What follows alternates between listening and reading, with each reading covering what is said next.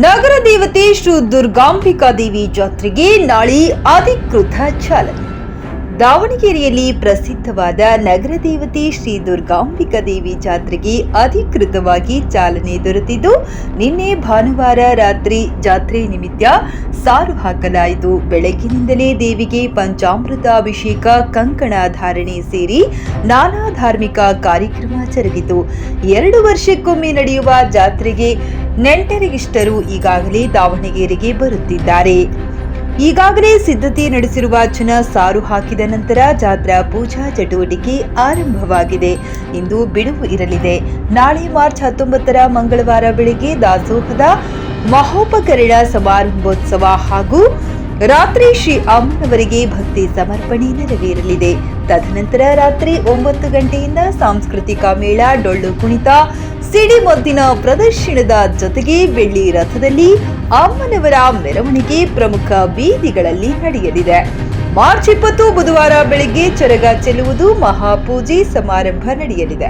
ಮಂಗಳವಾರ ರಾತ್ರಿ ನಡೆಯುವ ದೇವಿಯ ಮೆರವಣಿಗೆ ವೇಳೆಗಾಗಲೇ ಭಕ್ತರು ಜಮಾಯಿಸಿ ಜಾತ್ರೆಗೆ ಕಳೆಗಟ್ಟಿರುತ್ತದೆ. ರಾತ್ರಿ ಇಡೀ ನಾನಾ ಧಾರ್ಮಿಕ ಆಚರಣೆ ನಡೆಯಲಿವೆ. ಬುಧವಾರ ಮುಂಜಾನೆಯೇ ದುಗ್ಗಮ್ಮ ಮಹಾಪೂಜಾ ಸಮಾರಂಭ ನಡೆಯಲಿದೆ.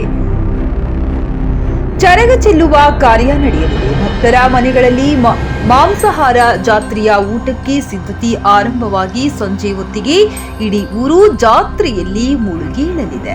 ಬುಧವಾರ ಬೆಳಗ್ಗೆಯಿಂದಲೇ ಸಾವಿರಾರು ಸಂಖ್ಯೆಯಲ್ಲಿ ಭಕ್ತರು ದೇವಿ ದರ್ಶನಕ್ಕೆ ದೇವಸ್ಥಾನಕ್ಕೆ ಆಗಮಿಸುವರು. ಉರುಳು ಸೇವೆ ಸೇರಿದಂತೆ ನಾನಾ ಆಚರಣೆ ಜರುಗಲಿದೆ. ಈಗಾಗಲೇ ಎಲ್ಲಾ ಸಿದ್ಧತೆಗಳು ಆರಂಭ ಆಗಿದ್ದು, ಇಡೀ ದಾವಣಗೆರೆ ದೇವಿ ದರ್ಶನ ಮಾಡಲು ಕಾತುರದಿಂದ ಕಾಯುತ್ತಿದೆ. ಈಗಾಗಲೇ ದೇವಸ್ಥಾನದ ಸುತ್ತಲೂ ಸಕಲ ವ್ಯವಸ್ಥೆ ಮಾಡಲಾಗಿದೆ. ಸುಮಾರು 15 ಲಕ್ಷ ರೂಪಾಯಿ ವೆಚ್ಚದಲ್ಲಿ ನಿರ್ಮಾಣಗೊಂಡಿರುವ ಮಹಾಮಂಟಪ ಅತ್ಯಂತ ಆಕರ್ಷಣೀಯವಾಗಿದೆ. ದೇವಾಲಯದ ಸುತ್ತಮುತ್ತಲೂ ಹೂವು, ಹಣ್ಣು, ಅಲಂಕಾರಿಕ ವಸ್ತುಗಳ ಮಾರಾಟ ಮಳಿಗೆ ಜನಸೂರೆಗೊಳ್ಳುತ್ತಿವೆ. ವರದಿ ಶಿವಯೋಗಿ ಹಿರೇಮಠ್, ವಿಜಯ್ ವಾಯ್ಸ್ ನ್ಯೂಸ್ ಕನ್ನಡ, ದಾವಣಗೆರೆ. ರೇಣುಕಾ ಮಂದಿರದಲ್ಲಿ ಪ್ರಸಾದದ ವ್ಯವಸ್ಥೆ ಇದೆ. ಆಮೇಲೆ ಕೂರಿ ಹುಡ್ಗಿ ಕಾಳಗ 2 ದಿವಸ ಮುಗೀತು, 3 ದಿನನೂ ಮುಗೀತು. ಈಗೇನಪ್ಪ ದೇವಸ್ಥಾನ ಸುತ್ತಮುತ್ತ ಎಲ್ಲ ಬಳಿ ಅಂಗಡಿ, ಸ್ಟೇಷನರಿ ಅಂಗಡಿ, ಪ್ರತಿಯೊಬ್ಬರಿಗೆ ಈಗಾಗಲೇ ಅದೊಂದು ಸಬ್ ಕಮಿಟಿ ಮಾಡಿದ್ರು. ಅವೆಲ್ಲರೂ ಅದನ್ನು ನೋಡ್ತಾರೆ. ಈ ಭಕ್ತಾದಿಗಳು ಇವಾಗ ಅದು ಏನು ಬೇವಿನ ಇದನ್ನು ಮಾಡ್ತಾರೆ, ಅದಕ್ಕೆ ಮಾಡ್ತಾರಲ್ಲ, ಅರೆಬೆತ್ತಲೆ ಸೇವೆ ಅವ್ರೇನು ಮಾಡೋದಿಲ್ಲ. ಒಂದು ಪಕ್ಷ ಮಾಡಿದ್ರು ಮಹಿಳಾ ಮತ್ತು ಮಕ್ಕಳ ಇಲಾಖೆ ರೂಮ್ ಕೊಡ್ತಾರೆ, ಅವ್ರು ಅದನ್ನು ನೋಡ್ಕೊಂತಾರೆ. ಆ ಥರ ಭಕ್ತರಿಗೆ ಏನಂತ ಸಂದೇಶ ಹೇಳ್ತೀವಿ?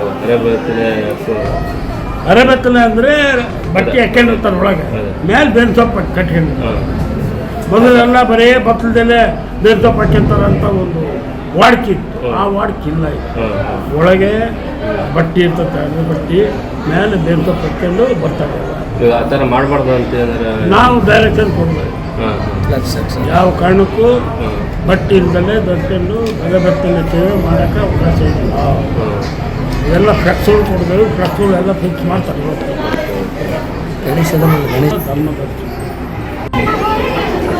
ಈಗ 17ರಿಂದ 23ನೇ ತಾರೀಕುವರೆಗೆ ದುರ್ಗಮ್ಮನ ಜಾತ್ರೆ 3 ವರ್ಷಕ್ಕೊಮ್ಮೆ ನಡೀತದೆ. ಅದೇ ರೀತಿ ಈ ವರ್ಷ ಕೂಡ ನಡೀತಾ ಇದೆ. 17ನೇ ತಾರೀಕು ಮಾರ್ಚಿಂದ 23ನೇ ತಾರೀಕು ಮಾರ್ಚ್ವರೆಗೆ ನಮಗೆ ಸುಮಾರು 3ರಿಂದ 4 ಲಕ್ಷ ಜನ ಬಂದು ಹೋಗ್ಬೋದು ಅನ್ನೋದು ಮಾಹಿತಿ ಇದೆ.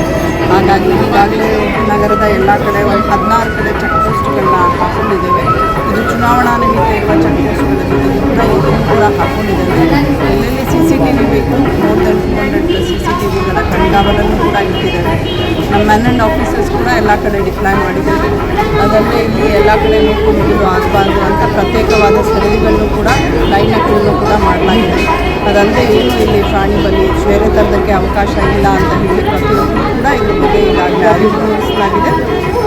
ಅದಲ್ಲದೆ ಯಾವುದೇ ರೀತಿಯಾದ ಸೂಕ್ತ ಬಂದೋಬಸ್ತ್ ಮಾಡಿಕೊಡ್ಬೇಕು, ಅದೆಲ್ಲವನ್ನು ಕೂಡ ನಮ್ಮ ನನ್ನ ಸಿವಿಲ್ಸಲ್ಲಿ ಮಾಡಿರೋದು. ಮತ್ತು ಯಾರು ಕೂಡ ಬೇರೆಯವರಿಗೆ ತೊಂದರೆ ಕೊಡೋದಾಗಲಿ, ಮಕ್ಕಳಿಗೆ ಬೇರೆ ಥರ ಯಾವುದೇ ಘಟನೆ ನಡೆದರೂ ಕೂಡ ಇಮಿಡಿಯೇಟಾಗಿ ಅಟೆಂಡ್ ಮಾಡುವ ರೀತಿಯಲ್ಲಿ ಎಲ್ಲ ರೀತಿಯಿಂದ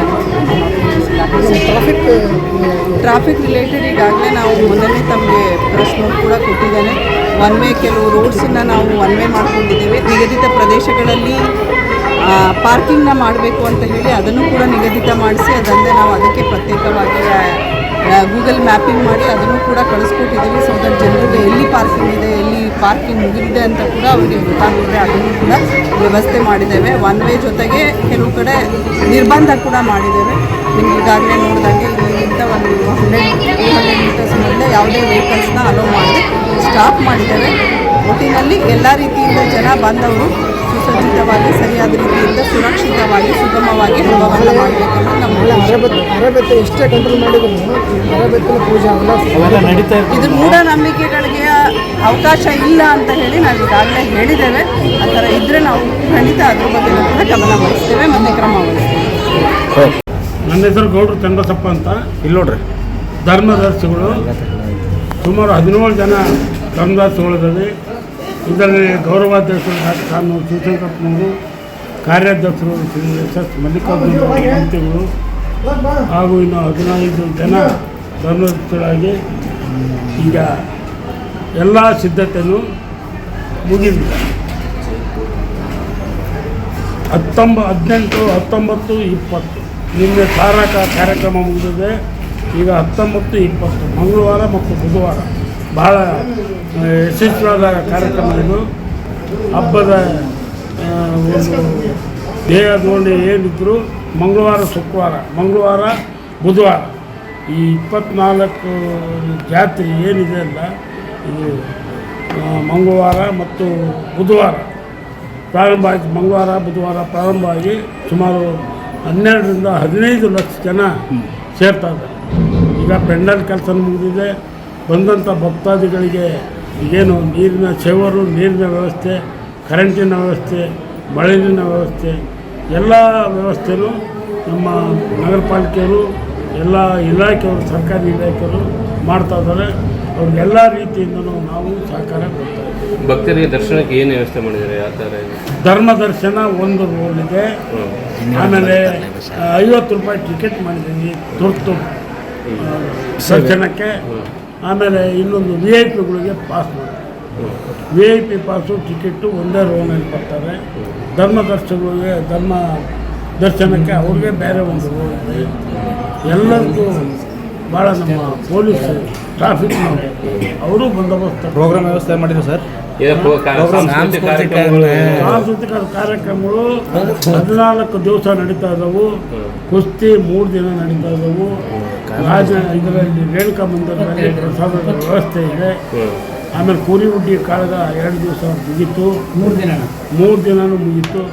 ಈಗೇನಪ್ಪ ದೇವಸ್ಥಾನ ಸುತ್ತಮುತ್ತ ಎಲ್ಲ ಬಳಿ ಅಂಗಡಿ, ಸ್ಟೇಷನರಿ ಅಂಗಡಿ ಪ್ರತಿಯೊಬ್ಬರಿಗೆ ಈಗಾಗಲೇ ಅದೊಂದು ಸಬ್ ಕಮಿಟಿ ಮಾಡಿದ್ದೀವಿ. ಅವರೆಲ್ಲರಿಗೂ ಅದನ್ನು ನೋಡ್ಕೊಂತಾರೆ.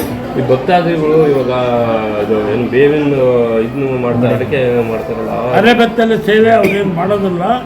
ಒಂದು ಪಕ್ಷ ಮಾಡಿದ್ರು ಮಹಿಳಾ ಮತ್ತು ಮಕ್ಕಳ ಇಲಾಖೆ ರೂಮ್ ಕೊಡ್ತಾರೆ, ಅವ್ರು ಅದನ್ನು ನೋಡ್ಕೊಂತಾರೆ. ಆ ಥರ ಭಕ್ತರಿಗೆ ಏನಂತ ಸಂದೇಶ ಹೇಳ್ತೀರಿ? ಅರೆಬೆತ್ತಲೆ ಅಂದರೆ ಬಟ್ಟೆ ಹಾಕೊಂಡಿರ್ತಾರೆ ಒಳಗೆ, ಮೇಲೆ ಬೇನ್ ಸೊಪ್ಪು ಕಟ್ಕೊಂಡಿರ್ತಾರೆ. ಮೊದಲೆಲ್ಲ ಬರೀ ಬತ್ತಲದಲ್ಲೇ ಬೇನ್ ಸೊಪ್ಪು ಹಾಕ್ಯಂತಾರಂತ ಒಂದು ವಾಡಿಕೆ ಇತ್ತು. ಆ ವಾಡಿಕೆ ಇಲ್ಲ. ಒಳಗೆ ಬಟ್ಟೆ ಇರ್ತದೆ, ಅದು ಬಟ್ಟೆ ಮೇಲೆ ಬೇನ್ ಸೊಪ್ಪು ಹಾಕ್ಕೊಂಡು ಬರ್ತಾರೆ. ಆ ಥರ ಮಾಡಬಾರ್ದು ಅಂತ ಅಂದರೆ ನಾವು ಡೈರೆಕ್ಷನ್ ಕೊಡ್ಬೇಕು. ಯಾವ ಕಾರಣಕ್ಕೂ ಬಟ್ಟೆ ಇಲ್ದಲ್ಲೇ ಧರಿಸ್ಕೊಂಡು ಅರೆಬೆತ್ತಲೆ ಸೇವೆ ಮಾಡೋಕ್ಕೆ ಅವಕಾಶ ಇಲ್ಲ. ಇವೆಲ್ಲ ಫ್ಲೆಕ್ಸ್ಗಳು ಕೊಡ್ಬೇಕು. ಫ್ಲೆಕ್ಸ್ಗಳು ಎಲ್ಲ ಫಿಕ್ಸ್ ಮಾಡ್ತಾರೆ. ಗಣೇಶದ ಧರ್ಮದರ್ಶನ